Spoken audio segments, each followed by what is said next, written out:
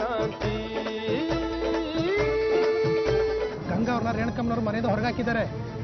ಏನು ಸತ್ಯಭಾವನ ಆಸ್ಪತ್ರೆಗೆ ಸೇರಿಸಿದಾರ? ಏನಾಯ್ತು ಅವ್ರಿಗೆ? ಏನೋ ಗಲಾಟೆ, ಅಣ್ಣ ತಮ್ಮ ಹೊಡೆದಾಡ್ಕೊಂಡಿದ್ದಾರಂತೆ.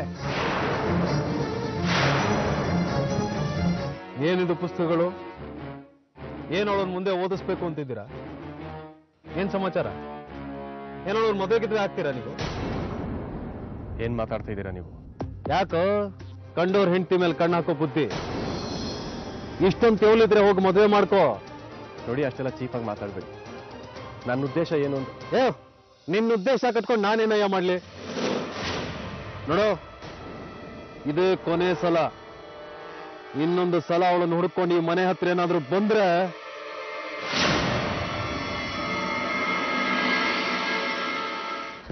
ಅದಕ್ಕೆ ಏನಾಯ್ತು?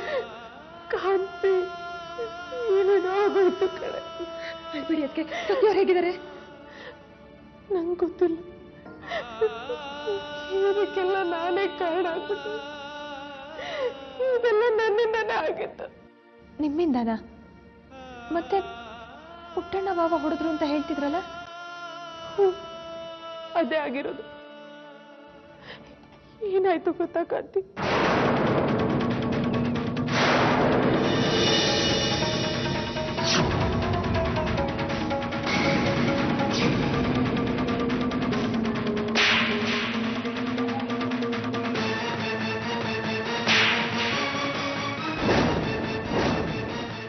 ಅಮ್ಮ, ನಾನು ತಪ್ಪು ಮಾಡಿದ್ದೀನಿ ಅಂತ ನನಗೀಗ ಅರ್ಥ ಆಗಿದೆ. ಇನ್ಮೇಲೆ ನಾನೆಲ್ಲೂ ಹೋಗಲ್ಲ, ಯಾವ ಆಸೆನೂ ಇಟ್ಕೊಳ್ಳಲ್ಲ.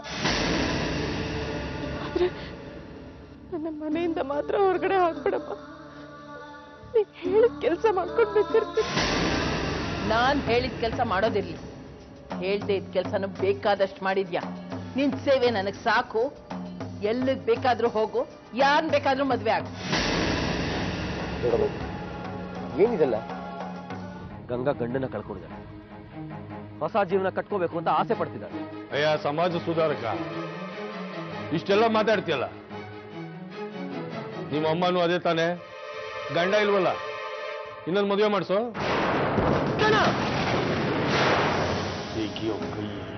ಏನೋ ಅಂದೆ ನೀನು? ನಿಮ್ಮ ಅಮ್ಮನಿಗೆ ಇನ್ನೊಂದು ಮದುವೆ ಮಾಡಿಸು ಅಂದೆ.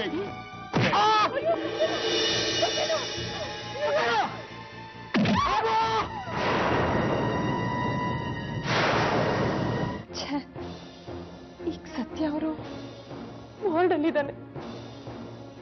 ಇನ್ನು ಪ್ರಜ್ಞೆ ಬಂದಿಲ್ಲ, ಯಾರಿಗೂ ಒಳಗಡೆ ಹೋಗೋದಕ್ಕೂ ಬಿಡ್ತಾ ಇಲ್ಲ.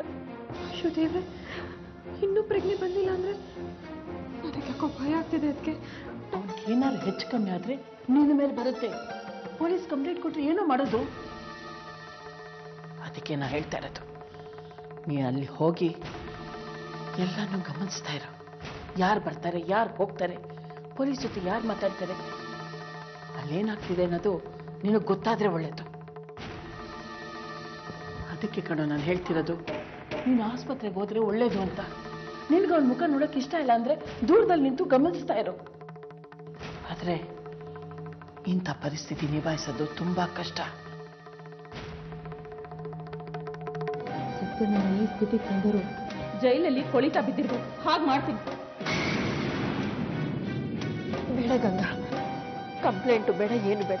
ಅವ್ರ ತಂಟೆಗೆ ನಾವು ಹೋಗೋದು ಬೇಡ. ಪ್ರಾಣ ತೆಗೆಯಕ್ಕೂ ಹೇಸೋ ಜನ ಅಲ್ಲ ಅವರು. ಹೇಗೋ ಎಲ್ಲಾದ್ರೂ ದೂರ ಹೋಗಿ ಬದುಕೋತೀವಿ. ಆ ದೇವರು ನನ್ನ ಮಗನ ಬದುಕಿಸ್ಕೊಟ್ರೆ ಸಾಕು. ಹಾಗೆಲ್ಲ ಯಾಕೆ ಹೇಳ್ತೀರಿ ಅತ್ತೆ? ಸತ್ಯ ಅವ್ರಿಗೇನು ಆಗಲ್ಲ. ನೀವು ಆ ರೀತಿ ಎಲ್ಲ ಯೋಚನೆ ಮಾಡಬೇಡಿ, ಸಮಾಧಾನ ಮಾಡ್ಕೊಳ್ಳಿ. ಕಾಂತಿ, ನಿನಗಿದೆಲ್ಲ ಗೊತ್ತಾಗಲ್ಲ. ಒಂದು ಕಂಪ್ಲೇಂಟ್ ಕೊಟ್ರೆ ಅವ್ರಿಗೂ ಭಯ ಇರತ್ತೆ. ಇನ್ಮೇಲೆ ಹೀಗೆಲ್ಲ ಮಾಡೋ ಮುಂಚೆ ಯೋಚನೆ ಮಾಡ್ತಾರೆ. ಅದಕ್ಕೆ ಅದರಿಂದ ಏನು ಪ್ರಯೋಜನ ಹೇಳಿ? ನಮ್ಮನೆ ಮನ ಮರ್ಯಾದಿನ ನಾವೇ ಹರಾಜು ಹಾಕೊಂಡಾಗಲ್ವಾ? ಹರಾಜಾಗೋದಕ್ಕೆ ಇನ್ನೂ ಏನು ಉಳಿದಿದೆ? ಇಷ್ಟಕ್ಕಾಗ್ಲೇ ವಿಷಯ ಇಡೀ ಊರಿಗೆ ಗೊತ್ತಾಗಿರುತ್ತೆ. ನಾನಂತೂ ಕಂಪ್ಲೇಂಟ್ ಕೊಟ್ಟೆ ಕೊಡ್ತೀನಿ.